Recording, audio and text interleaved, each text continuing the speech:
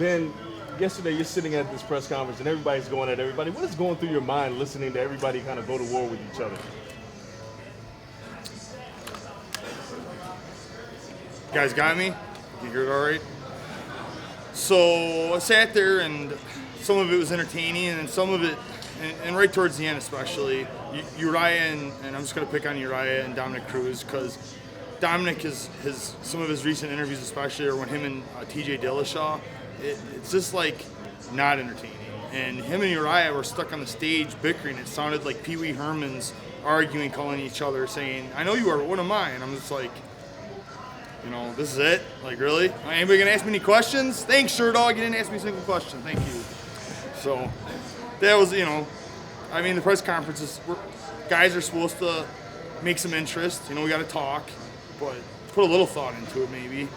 Heavyweight division, we're like, I think the friendliest of all the divisions. We're like very all nice to each other and stuff. But I still managed to figure a way to have fun with it. We can at least make the fights interesting. So I don't know. What else? What's your thoughts? How frustrating is that for you to come all this way out and then to sit there through like an hour's worth of media and then not have somebody ask you something? It's not frustrating at all. I've been in situations like that. It's kind of a dues paid. Once I have the title, and I think when I get on stage next time I do one of these, I'll get asked plenty of questions. Right now, just to have my presence there, I think is a statement. There was 18 of us maybe. Yeah. There's 600 some employees in the UFC, and here I am separating myself from the rest of the pack, getting to be my first main event. So those things right there are the important things. Getting a chance to go and perform on a stage as a main event. I think getting asked questions will come in time when time's right. The junior fight right now, I think with you got Cormier and Jones up there. That was spruce. A lot of people want to ask questions. That's going to be a major fight, so.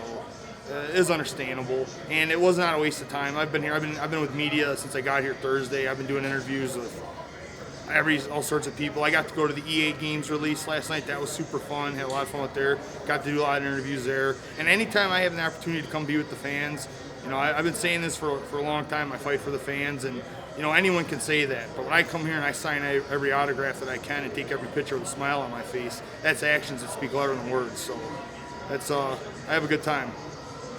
Who would you rather face, Werdum or Stipe, and why?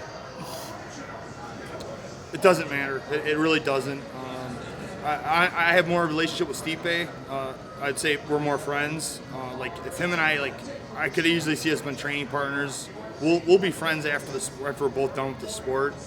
But it's competition, and we're always about challenging each other. As far as which one, I just want the winner. I plan on winning my fight, and I see myself fighting the winner of their fight. I could see that fight happening in the fall. Anything can happen. We all know that. That's how the sport is. But I've been pretty good at predicting things lately, and through common sense, I could see this working out that way. How about Junior as an opponent? What do you make of him and his style and his recent struggles in the octagon? His past is his past as far as where he's at. If anything, it just makes me train harder because he's got his back against the wall, and he got a guy in a situation. I've been in the same situation. You got something to prove. You got kind of that extra pressure on your shoulders. So he's going to come out and try to perform. His fighting style is entertaining. I always like watching Junior fight, and it's a good fighting style to fight against because I know we're going to give Croatia a great show. Junior doesn't back down from anybody, so I respect him as well. A lot of the opponents that were offered to him just didn't want to fight him. Now that it came out, I was being told it was injury. Now the fact is that they're getting booked for fights after the fact, or they're calling out for Roy Nelson when they easily could have fought Junior dos Santos. So it just shows a lot of these guys are cowards, and they pick and choose. Junior is not. He's a warrior, and him and I have proven we'll fight anybody, and that's why I'm excited for our fight.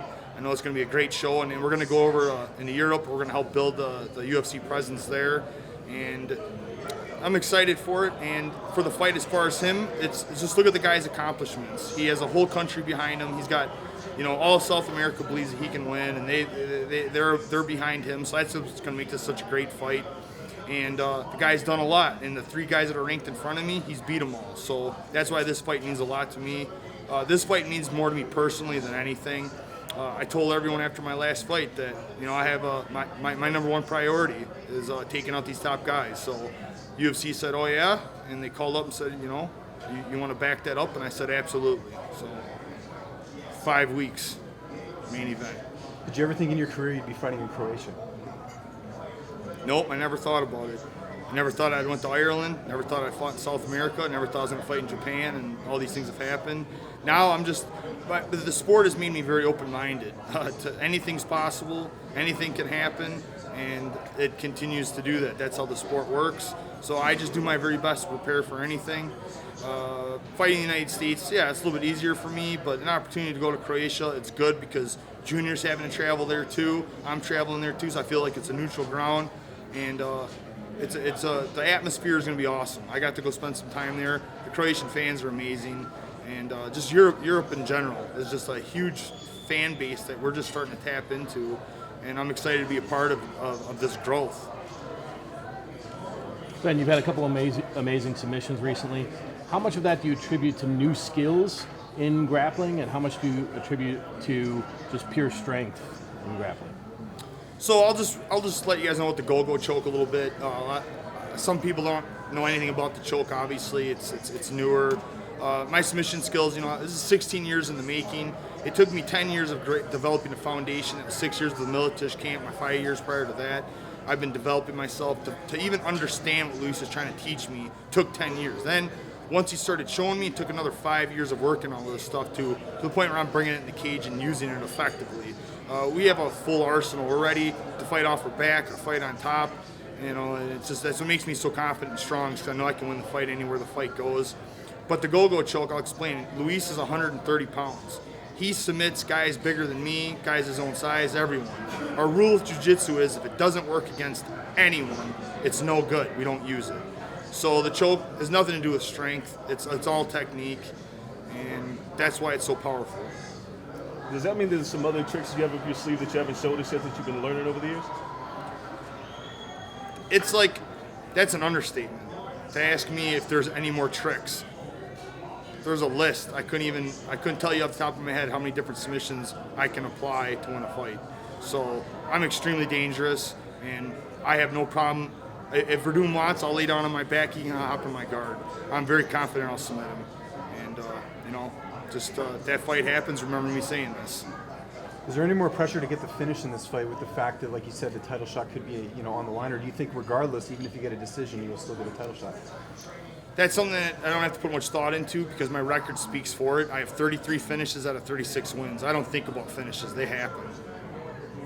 Are you worried about the winner of Overeem and Arlovsky might leapfrog to you guys? Had I not taken a fight and Overeem was going to fight Andre Arlovsky, yeah, if I just sat, placed it, and was waiting, then things could have changed. The fact that I took this fight, I'm staying active. I think I'm going to stay a step ahead of Overeem. As long as Overeem can keep winning, he doesn't get knocked out by Arlovsky, he keeps winning, and I'm going to perform like I say, and I'm going to get the title. I could see Overeem being my first title defense. You think it's a little weird at all that you're fighting a guy in Junior dos Santos who's coming off a loss, Overeem's fighting a guy in Arlovsky who's coming off a loss? Do you think that maybe they should have gone with the rematch with you and Overeem? Yeah, there was talk of it. It looks like when you look at it on paper, Junior and Arlovsky probably should have fought, both coming off a loss. Me and Overeem should have rematched. We're both on a win streak.